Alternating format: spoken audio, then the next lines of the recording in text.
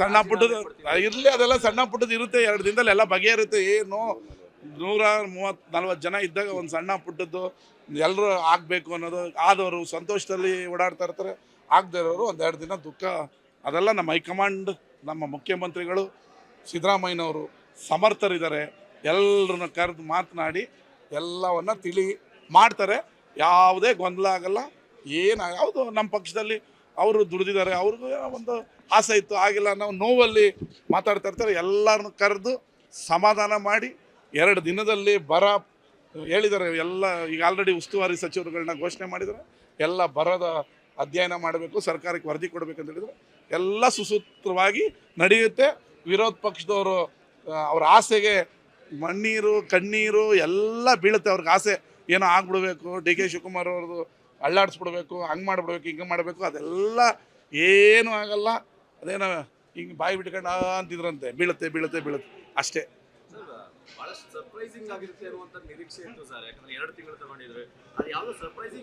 ಬಸಂತಪ್ಪ ಒಬ್ಬ ಪೌರ ಕಾರ್ಮಿಕ, ಆತನು ಸ್ವತಃ ಪೌರ ಕಾರ್ಮಿಕ, ನಮ್ಮ ಜೊತೆ ಫಸ್ಟ್ ಟೈಮ್ ಗೆದ್ದಿರೋ. ಅವ್ನು ಹಿನ್ನೆಲೆ ಗೊತ್ತಾ ನಿಮಗೆ ಪಾಪ? ಅವ್ನು ಬಸ್ ಸ್ಟ್ಯಾಂಡಲ್ಲಿ ಕೂತ್ಕೊಳ್ಳೋದು, ಮನೆ ಬಾಡಿಗೆ ಮನೆ, ಬಸ್ ಸ್ಟ್ಯಾಂಡಲ್ಲಿ ಕೂತ್ಕೊಳ್ಳೋದು. ಅವನು MLA ಎಲ್ಲವ್ರು ಅಂದರೆ ಬಸ್ ಸ್ಟ್ಯಾಂಡ್ಗೆ ಹೋಗ್ಬಿಟ್ರೆ, ಇಲ್ಲಿ ಆಸ್ಪತ್ರೆ ಹತ್ರ ಹೋದ್ರೆ MLA ಸಿಗ್ತಾನೆ. ಅವ್ನು ಕನ್ಸು ಮನ್ಸಲ್ಲಿ ನನ್ನ ಮಂತ್ರಿ ಮಾಡ್ತಾರೆ ಅಂತ ಅಂದ್ಕೊಂಡಿಲ್ಲ. ಬಸಂತಪ್ಪ ಆಗಿಲ್ವೇನ್ರಿ? ವಿಜಯಾನಂದ ಕಾಶ್ಯಪ್ನವ್ರು ಯುವಕ ಆಗಿಲ್ವಾ? ರಿಜ್ವಾನ್ ಅರ್ಷದ್ ಅಲ್ಪಸಂಖ್ಯಾತರಲ್ಲಿ ಯುವಕ ಆಗಿಲ್ವಾ? ಇದೆಲ್ಲ ಕಣ್ಣು ಕಾಣಲ್ವಾ? ಅಂದರೆ ಸರ್ಪ್ರೈಸ್ ಕ್ಯಾಂಡಿಡೇಟ್ ಅಂದರೆ ಚಂದ್ರಲೋಕದಿಂದ ಕರ್ಕೊಂಬಂದು ಮಾಡಬೇಕಾ? ನಮ್ಮಲ್ಲಿ ಗೆದ್ದಿರೋ 140 ಜನದಲ್ಲೇ ಮಾಡಿರೋದು. ಸಮರ್ಥ ಕ್ಯಾಬಿನೆಟ್ ರಚನೆ ಆಗಿದೆ, ಎಲ್ಲರೂ ಸಮರ್ಥರಿದ್ದಾರೆ. ನಮ್ಮ ಜಿಲ್ಲೆಗೆ 2 ಮಂತ್ರಿ ಸಿಕ್ಕಿರೋದು ಭಾಳ ಸಂತೋಷ ಆಗಿದೆ.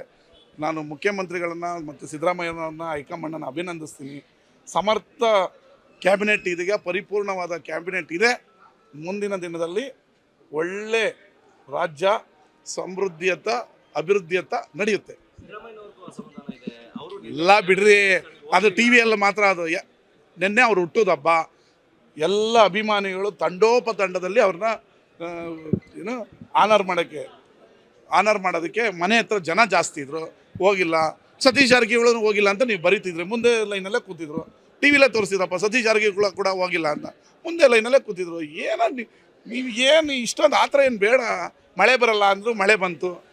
ಏನಾಗಲ್ಲ, ಎಲ್ಲ ತಿಳಿ. ನಥಿಂಗ್.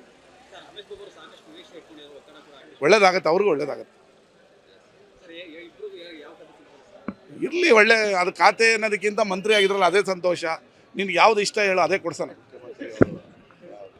ಇಲ್ಲಿ ಮುಖ್ಯಮಂತ್ರಿಗಳ ಪರಮಾಧಿಕಾರ ರವಿಕುಮಾರ್ದಲ್ಲ ಅದು, ಖಾತೆ ಕೊಡೋದು ಇನ್ನೊಂದು. ಆಗತ್ತೆ, ಒಳ್ಳೇದಾಗತ್ತೆ. ಮಂಡ್ಯ ಇನ್ನೂ ವೇಗ ಪಡೆಯುತ್ತೆ. ಸಮರ್ಥ ನಾಯಕತ್ವ ಮಂಡ್ಯದಲ್ಲಿದೆ, ಸಮರ್ಥ ಮಂತ್ರಿಗಳಿದ್ದಾರೆ. ಇನ್ನೂ ವೇಗ ಪಡೆದು ಇನ್ನೂ ಅಭಿವೃದ್ಧಿಯತ್ತ ಮಂಡ್ಯ ನಗರವನ್ನು ಕೊಂಡೊಯ್ತೀವಿ.